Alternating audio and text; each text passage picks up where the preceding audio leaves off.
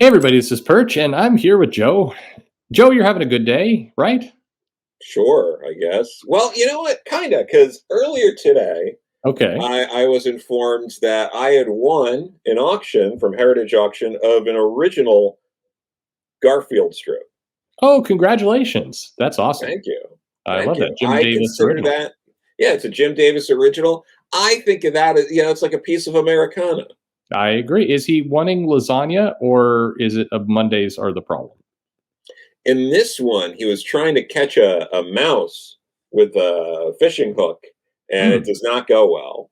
Oh, good. Okay. Yeah. That sounds perfect.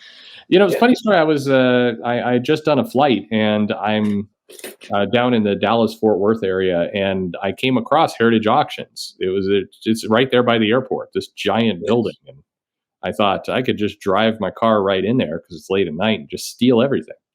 Yeah, why not? Yeah, it'd be a heist. Anyway, Yeah. um, so you recently took a trip to a comic shop and you had an observation there, something that we've talked about before. I know we've talked about this on the channel before, but it's always good to see things with your own eyes and get these observations. So what is it that happened in the comic shop?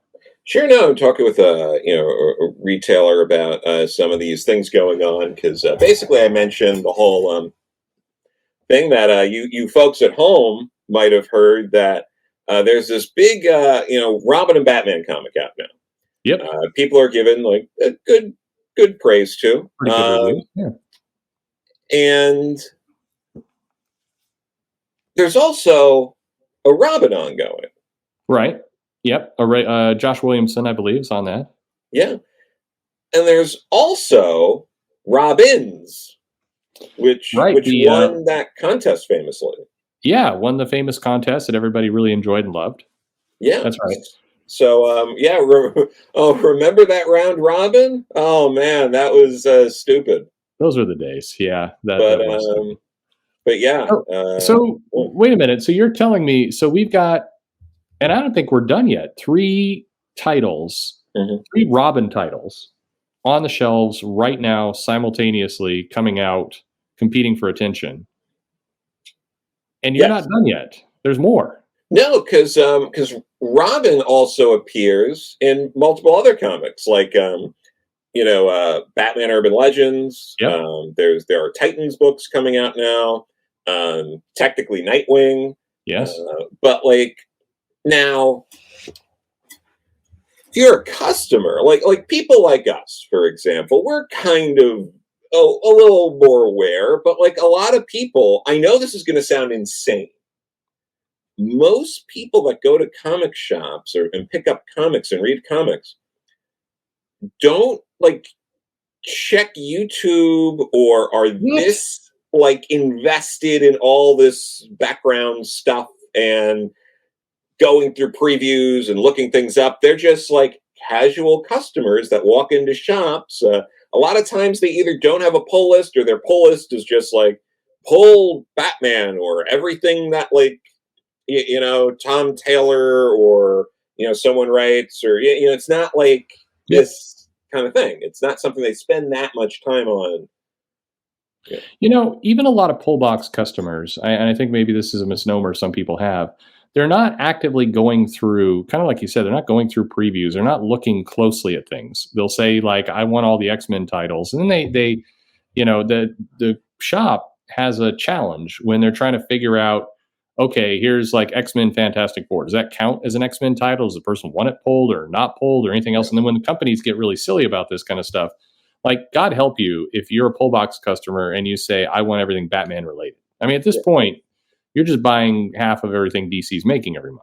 Oh yeah. But but you're right. The majority of people, certainly my experience coming in this shop, you either have people who are pull box customers but not terribly plugged into the in and out of what's going on. They just want their comics, or you have casual customers that are coming in, maybe wanting to pick up something, or you have customers who are buying comics regularly, but not all the comics, and then they hear buzz about something like, "Hey, I heard that Robin comic was pretty good. I hear he's like in a tournament somewhere, Yeah. and that sounds good to me. I'd like to pick up that up."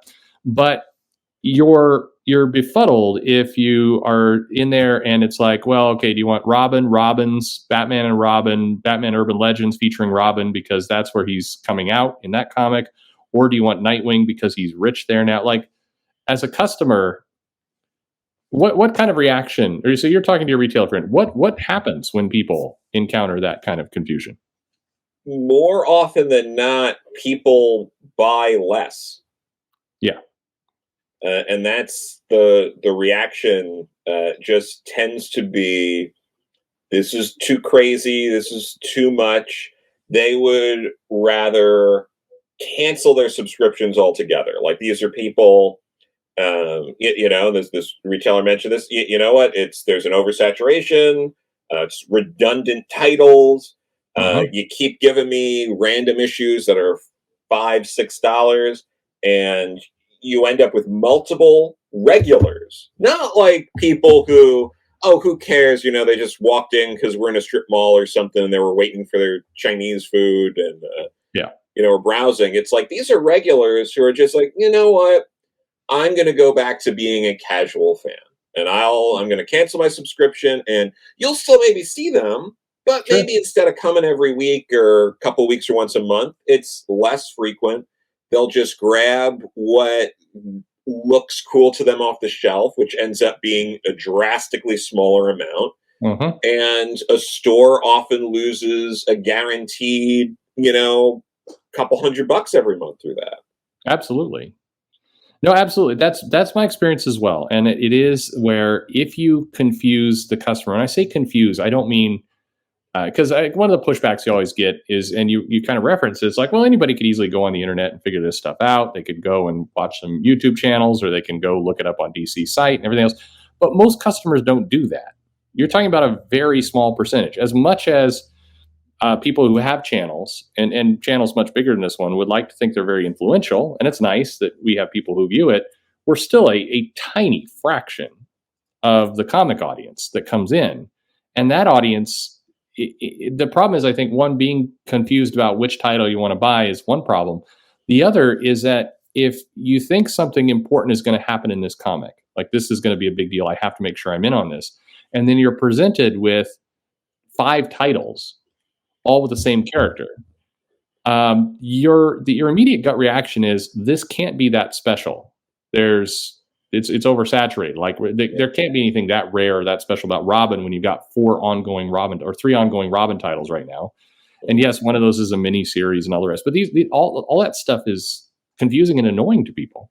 Yeah, and it's all happening at the same time. It's not like this isn't like a the Legend of Robin kind of ongoing, where it's like, oh, this like 3-issue miniseries will roll right into Robin's. So we're going to go from Jeff Lemire's launching this, and then Tim Seeley's going to do 6 issues, and then Joshua Williamson's going to do a miniseries. It's which would be better. It helps retailers more to do it that way, because you get people that put a book on their pull list, and maybe they're going to keep reading a book they otherwise wouldn't have. Yep. Because they're like, oh, you know what? I finished the thing I really wanted, but I got this next issue. Let me check it out. Oh, this is pretty cool. I'm just going to keep going. And it's easier to organize and follow. Yeah. But doing it this way, where it's like, so if you're a fan of let's say you're a fan of Robin or multiple Robins, maybe you're like, oh, I really love, Tim Drake and Stephanie Brown and, some of these other characters. Let me look into this. It's like, okay, so now we're going to get, and you can look back. This is sort of the precedence that's been set up the past couple of years or so. It's like, so you're going to inundate us with Robin stuff now, and then there's going to be nothing in 6 months. No, that's exactly the what we see is and we can actually go back in time. There was a lot less Robin material. Yeah. And the comedy of everything, we're talking about Robin. This isn't even Batman, which has a bazillion titles out there. We're down to Robin. Yeah. I mean, for that matter, look at Aquaman as an example. There are right now 2 Aquaman titles running side by side. You've got Aquaman with Green Arrow, and you have Aquaman Jackson Hyde version. You also have You also have Black Manta, right? Yep. Is that where you're going? Yeah. So why are you running all 3 of those at exactly the same time? when there was nothing Aquaman for like 8 months. And then suddenly 3 series all in that family. And like you said, they're all going to end in, I think, 4 issues or so. They'll be done by February. And then we're going to get another 6 months with no Aquaman. Like, why? Who in their right minds plans comics that way? That's insane. Yeah, and this is also in between movies. It's not like, oh, we're really like, it doesn't even feel cynical in that, like, oh, the movie's out, let's have these ready so that way we're going to have some stuff going the months beforehand and the trades are going to be readily available when the movie's out. Nothing like that. I guess these are coming out alongside the cartoon that's also an awkward format of 3 45-minute episodes and doesn't resemble any of the comics coming out. Yeah, a completely different take. This is the Thundercats Roar animation style for Aquaman. But I get, if they had put one of these series out, and then I'm looking at Twitter, I'm looking at some of the writers for these Aquaman series, and at least one of them, the Jackson Hyde series, has been in the can for a while. Like, they could have released this thing 3-4 months ago. Yeah. But what are you, like, you have this future state comic where you do get some interest in Jackson Hyde. That was one of the titles, as I recall, that was reviewed a little bit better than some of the others that people liked. If you had a comic ready to go, or at least close to it, in March, why would you go completely silent until October? Then go ahead and put out 3 Aquaman titles all at the same time. That's, I mean, you could have had a continuous run of this comic, whether it's Robin, whether it's Aquaman, and you can hop over to Marvel and you get a very similar situation going, where we've seen that with Black Panther, where you get no comic, and then suddenly you get 3 comics with Black Panther all running at the same time. For no apparent reason. And like you said, it's not like it's lining up with a movie. Occasionally it does, but most of the time it's just like, all right, screw it. I guess it's Aquaman month. Let's do it. Yeah. But I don't like, so you're obviously a award-winning editor. Thank you. Yes. Yes, there you go. Like, if you were at Marvel or DC and you were seeing this situation, you're the group editor of Aquaman, God help you, or Robin. Like, wouldn't you'd be sitting here going, guys, this isn't the way it's done, right? You have to stagger it. Like, there's not enough bandwidth for people. And then you're also just screwing shops over because, like, let's say one of your customers is a lunatic and is just like, I want you to pull all the Aquaman comics. I'm sure there's like a handful of people that have said that before, but it's not many. And you go like, okay. And now you're a store and you're like, okay, cool. This person's pull is going to be, you have these 3 books for the next few months and then nothing for a little bit. And then that person might come to the shop less frequently because they don't have anything in their pull, or their pull's smaller. So now I'm going to be sitting on books as this person now is coming back. Maybe they're only coming in every 3 months. Right. You know, and like that kind of stuff, like it's doing stuff to knock people off the habit. Right. And it seems very clear to literally everyone but the publishers. That's it. I mean, I think you can go down the list of why this is stupid, and you've identified a bunch of them, but just, even from a reader perspective, the reader's going to come in. You want the reader to get hooked on a comic. If the reader is a Robin fan, you may think, oh, it's the most wonderful year ever in this person's life, because suddenly, out of nowhere, we've got 4, 3 plus maybe a couple others. You have like 6 Robin comics are buying a month.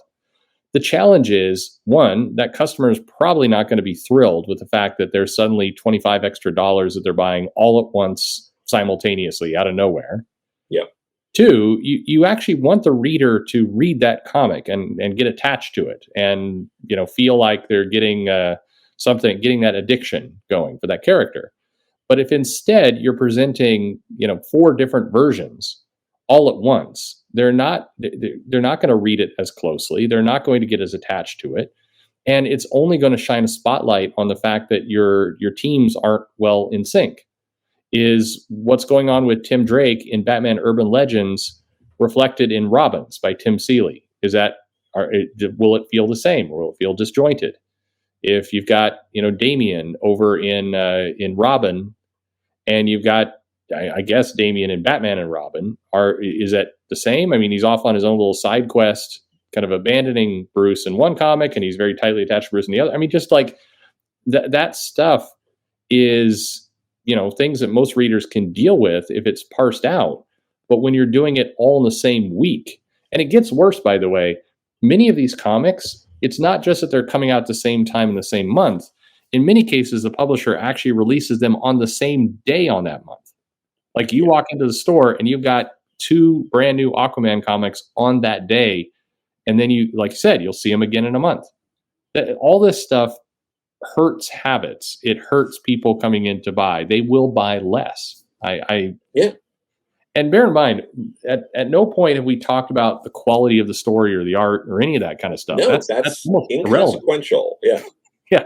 This is a major problem that is happening. But yeah, I don't know. So you're talking to the retailer. Did they? What's the retailer say? Like I hate this, or yeah, it's just like no, it just hurts business. Yeah, just overall, it's a net negative. You lose money that you were hoping would come in. Mm-hmm. Because you're in a situation, and again, and this is part of the problem with only doing these miniseries is there's nothing getting that person back. Right. Now, instead of the retailer maybe having to convince a customer, like, let's, with like, writers changing and artists is changing, but don't worry, stick with it. But I mean, this is another video, but we could also probably talk about how, like, again, if you're not up to like a certain like megastar level, for the vast majority of comics, fans that are just like they like characters and they don't care as much with particularly with shifting writers, artists, if the style's jarring, that's one thing. But like, there's not a lot of people out there who are going to be like, this was Tom Taylor and now it's Joshua Williamson. Cancel it. Like, that's just very few people. Yeah. That's not a thing. And maybe people, on YouTube and stuff like that, or social media might think that's a thing. That's not a thing. Not nearly as big as people make it out to be. Yeah. I think there are definitely people who come in and say, I like Scott Snyder. I want to buy stuff that Scott Snyder does. There are those people out there for sure. But generally speaking, very few people, in my experience, at least in the shop, came in and said, the writer's changing, I'm out. Very rarely when they've been collecting a comic. Now, if the comic comes out and then a couple issues in, it's clear the comic sucks, then people will start to bail out of it.